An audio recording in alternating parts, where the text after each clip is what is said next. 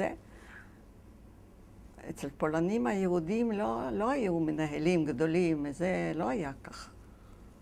אבל אצל הרוסים היה, כולם היו שווים, אפשר להגיד. ונהנינו, בבית ספר היו מסיבות ורקדנו וכל מיני פעילויות, התעמלות וספורט. אבל לא אצלהם, זה הכל מפותח. והכל ברוסית? רוסים, בטח, הכל ברוסית. אבל אחר כך, טוב, התחילה המלחמה, זה כבר פרשה אחרת. והמלחמה התחילה ביוני 41? ב-41, כן, הפצצה הראשונה מול הבית שלנו, על הפסי רכבת, והתחלנו בבריחות כל פעם. בהתחלה זה לא היה, לא ידענו עוד, אבל מה שהיה, בזמן הרוסים עוד, שהלא חצי פולניה היה גרמנים וחצי רוסים. אז היהודים מהחצי השני של הגרמנים, הצעירים באו אלינו לברודי, למה אתם יושבים פה? אתם יודעים מה מחכה לכם? שמה הולך משהו נורא. תברחו לרוסיה. אבא שלי אמר, אנחנו לא זזים, אנחנו נשארים בבית. ובאמת, מי שברח נשאר, ולא היה להם שם כל כך, אבל לא עמדו עם הרובה ועם האקדח על יד הראש. אבל אבא שלי לא הולך לשום מקום. אז זהו. אז התחילו הבריחות, לילה בבית. אבל האם ידעתם משהו, מה שמתרחש במקומות אחרים? כן? אז אני אומרת לך, הם באו וסיפרו לנו, ככה לא ידענו. לא ידענו. גרמניה, גרמניה, אבל מה?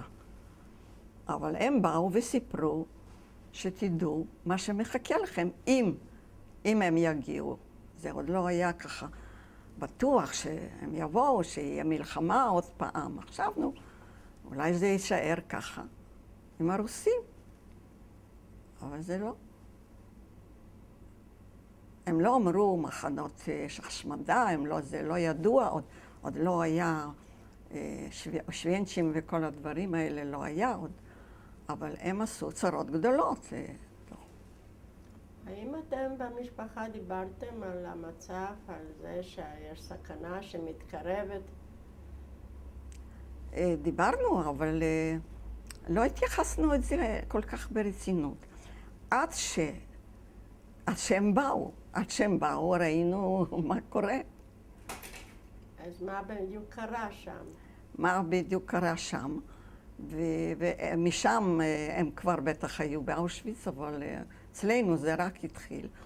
הם התחילו מאקציות, קראו לזה אקציות, הם עקפו את העיר ותפסו יהודים. ברחוב זה היה בכלל סכנה, אבל הם גם נכנסו לבתים.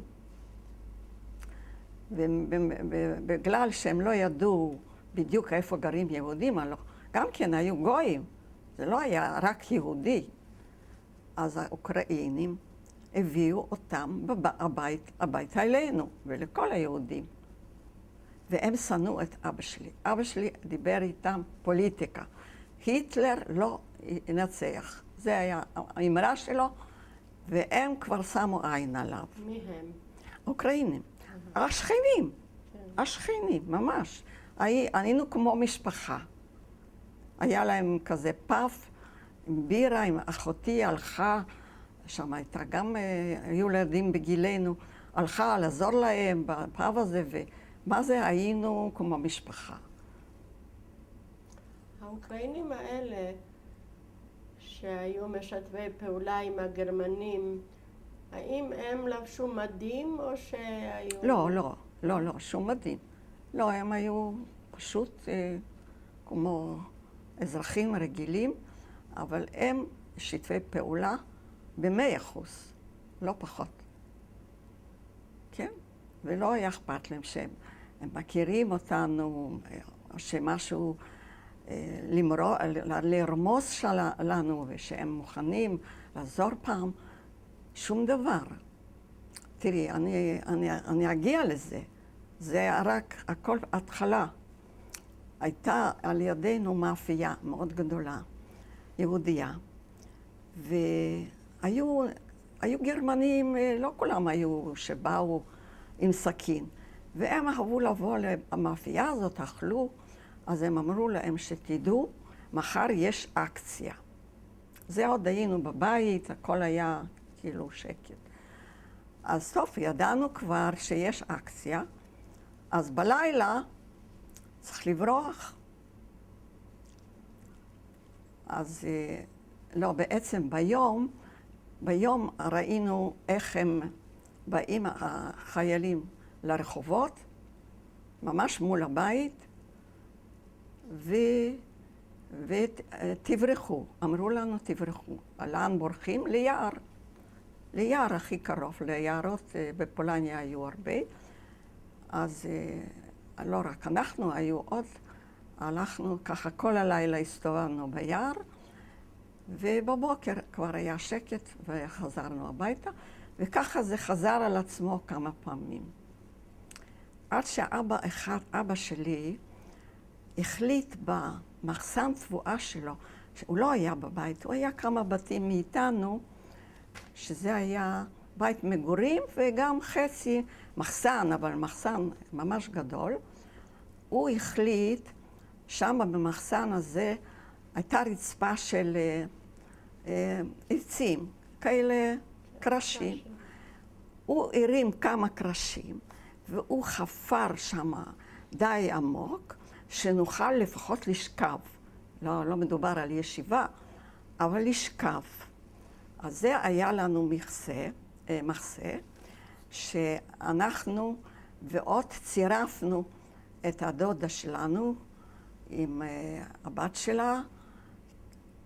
הרבה אנשים לא יוכלו שם להיכנס, אנחנו היינו 5 והם 2, אז זה הספיק. הבעלה כנראה הלך למקום אחר, אני לא יודעת. אבל ככה שכבנו, והם הסתובבו ברחובות ונכנסו לבתים לחפש יהודים. ופה הם נכנסו. בדירה כבר אנשים ברחו, כבר לא היו במקום, היו גם כן שם ילדים. ואנחנו שוכבים שם בשקט. והיה שם, מעלינו היה מין כזה בוידם כזה, אז הם עלו למעלה, חיפשו יהודים, צעקו יהודי, יהודי, יהודי. בסוף ירדו, נכנסו למחסן וחיפשו יהודי, והם דרכו לנו על הראש. זה היה פחד, אי אפשר לתאר. איך שהם מטיילים לנו על הראש ואנחנו שוכבים למטה. אצלי הכל התרוקן שם בתחתונים, מרוב פחד. אבל זה היה 5-10 דקות, הם הסתלקו, ואז יצאנו, וכבר היה אחרי הכל, הם הלכו הלאה לחפש. לא היו שם הרבה בתים, זה היה כמעט מחוץ לעיר. היו שדות ולא היו הרבה בתים, ככה שזה היה בית כמעט אחרון. אז זו הייתה חוויה מאוד קשה. זו הייתה האקציה הראשונה שהייתה ביולי? איך? זו האקציה הראשונה שהייתה בחודש יולי, בקיץ? כן, זה היה התחלה. זה לא היה קיץ, זה היה סתיו בעצם. ספטמבר זה סתיו, זה התחיל בספטמבר. זה סתיו, זה לא היה קיץ. סתיו שם. איזה שנה את מדברת? 41. כן, ב-41, זה היה בספטמבר. כן. אז זה היה סיפור כמה חודשים עד שלקחו אותנו גטו. רגע, ואתם נשארתם כמה זמן שם למטה? בבית הזה נשארנו, אני חושבת, 3 חודשים. מה, בתוך המסתור הזה? לא. לא, לא, זה היה חד פעמי, שהם עברו, חיפשו, כדי עברו, שיעבור הזמן. הלכו הלאה. לא, אז יותר לא שכבנו שם, לא. זה לא היה פתרון. זה לא היה פתרון, זה היה דבר מאוד קשה. זה חד פעמי, אפשר להגיד, סבלנו וזהו. זה היה כדי להתחמק מהאקציה, נכון? כדי להתחמק מהאקציה. ממה? מהאקציה. האקציה הזאת, כן, זה הייתה אקציה.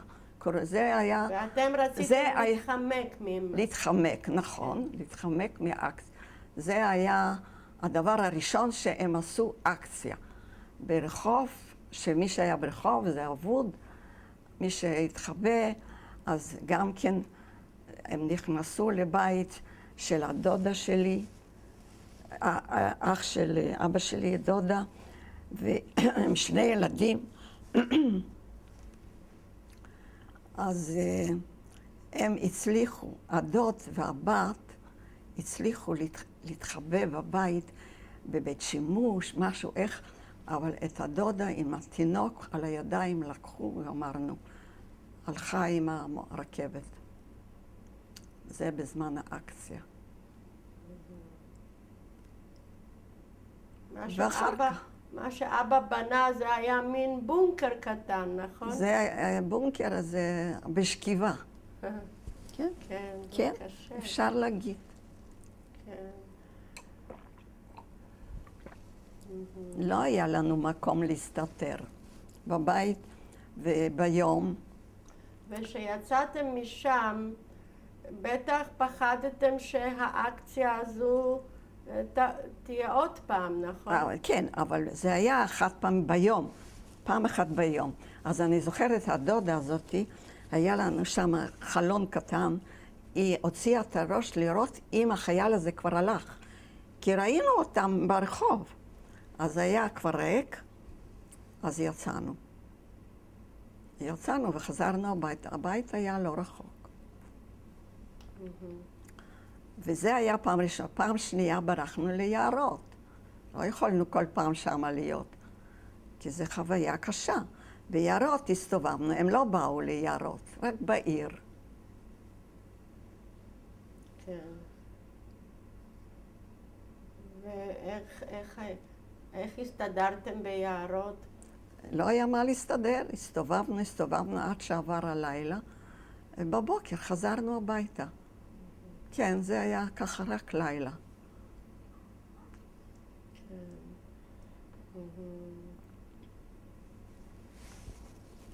בטח הייתה אווירה של פחד, נכון? פחד אי אפשר לתאר, זה אין מילים. פחד ורעב, על זה אין מילים. אין לתיאור בכלל.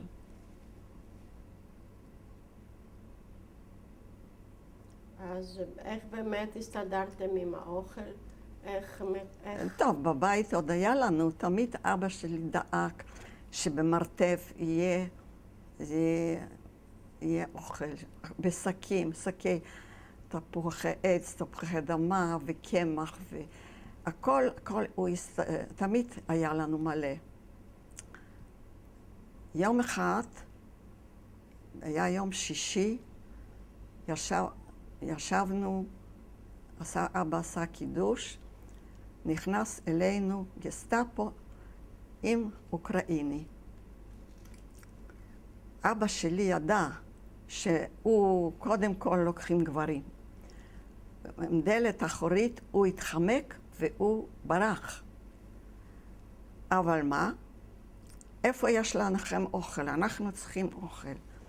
טוב, אז הראינו להם את המרתף, ריקנו אותו לגמרי, וזהו, והיינו שמחים שיקחו לך את האוכל ואבא עוד נשאר. הוא הלך, ברח והסתתר אצל איזה גוי, לא יודעת לאן הוא ברח, אבל אותנו השאירו בבית, אז זה כבר היה טוב. זה היה לנו ליל יום שישי. זה עוד הכל לפני הגטו, הכל עוד היינו בבית. אוכל היה, אפילו הזמנתי חברות שיבואו עם הבישלה, בית ספר היה סגור, אסור לנו לא ללמוד, לא כלום. לא היינו בני אדם.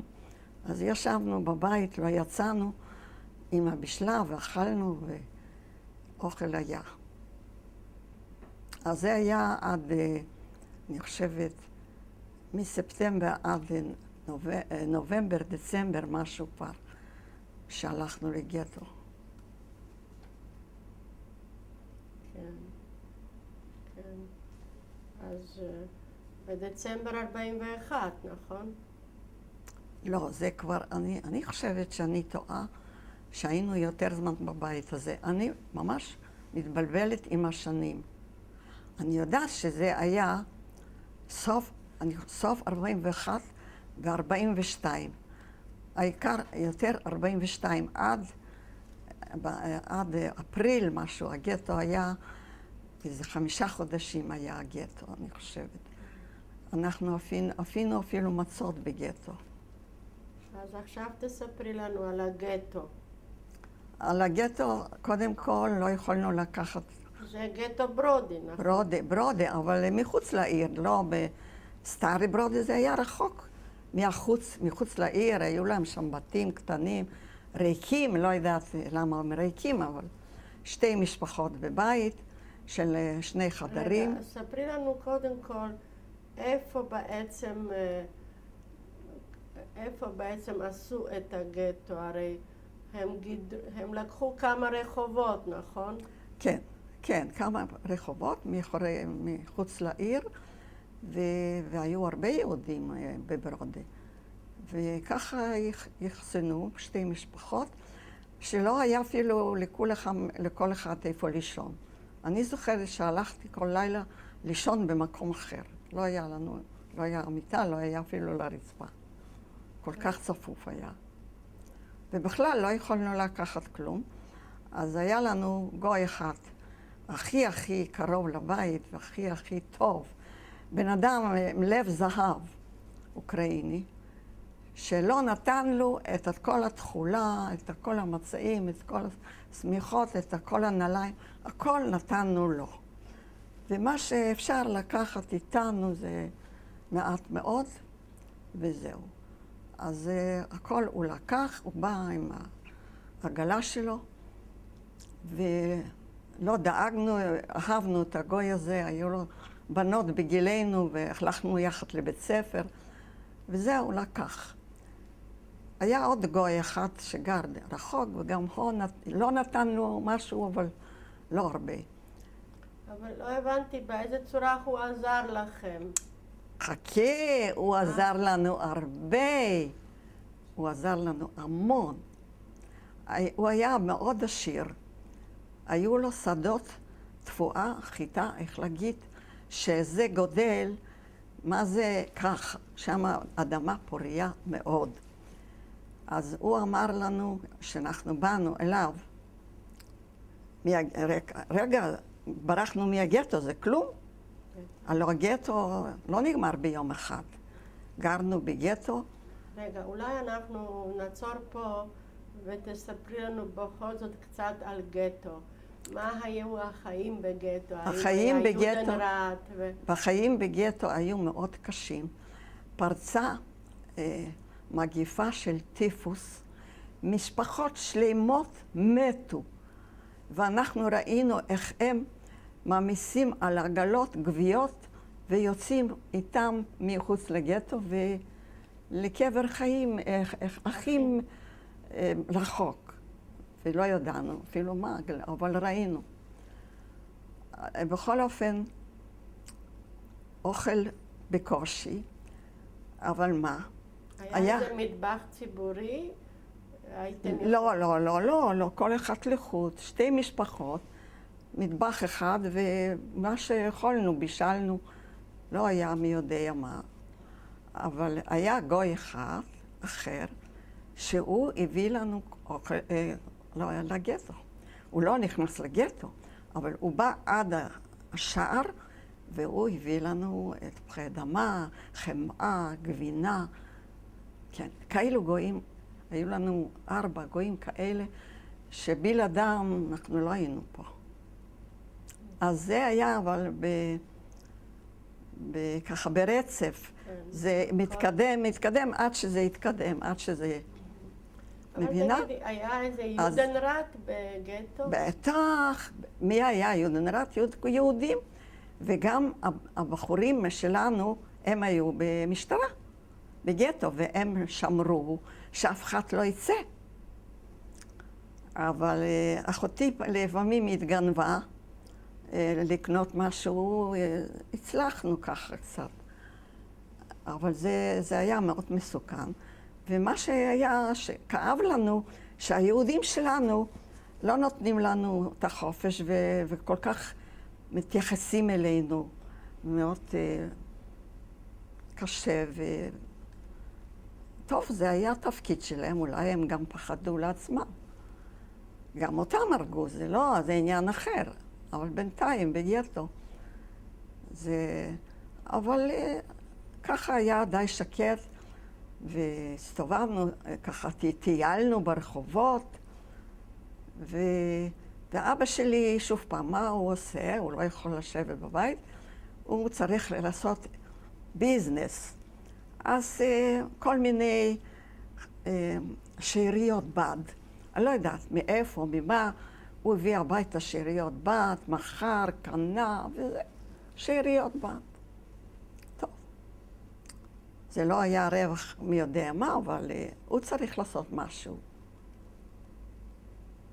טוב, אז בסוף הוא נדבק במחלה הזאת, כי הוא הלך לבתים, וזה היה הסוף שלו. מה זה?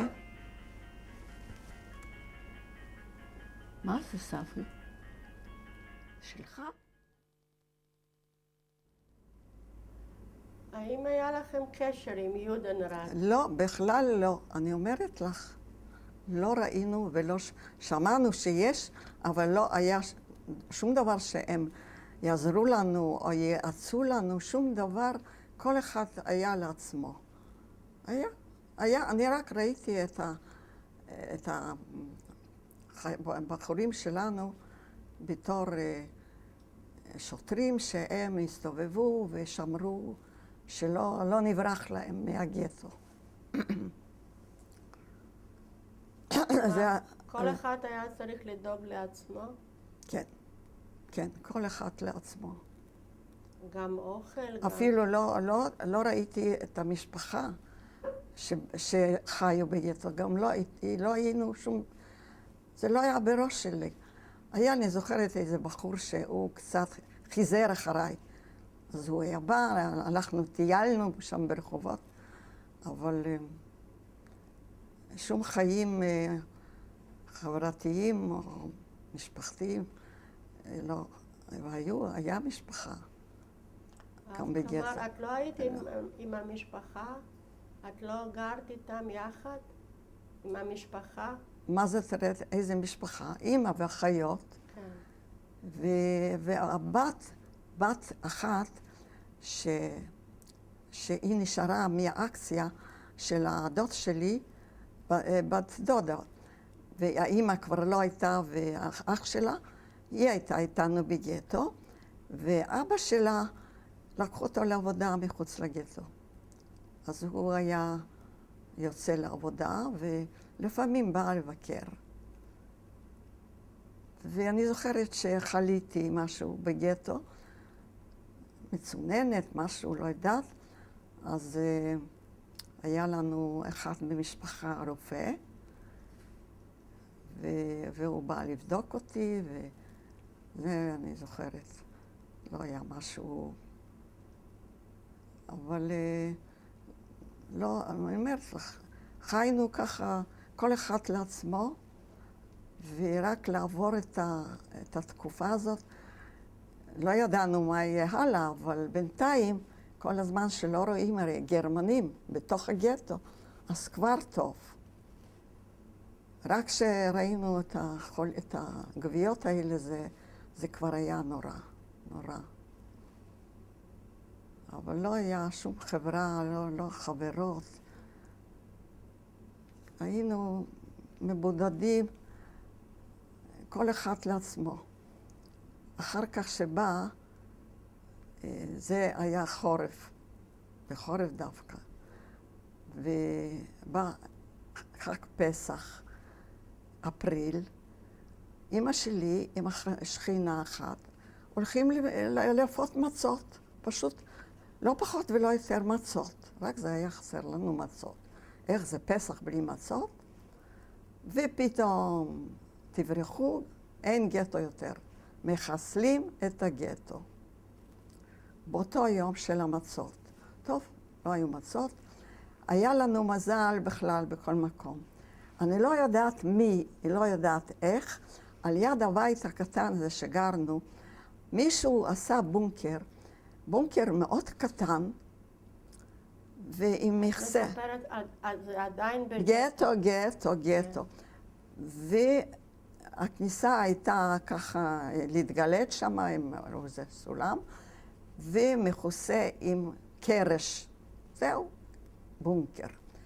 טוב, אז עזבנו את המצות והכל, ונכנסנו. ידענו במקרה שיש דבר כזה, כי ככה אם אנחנו נשארים בחוץ, גמרנו.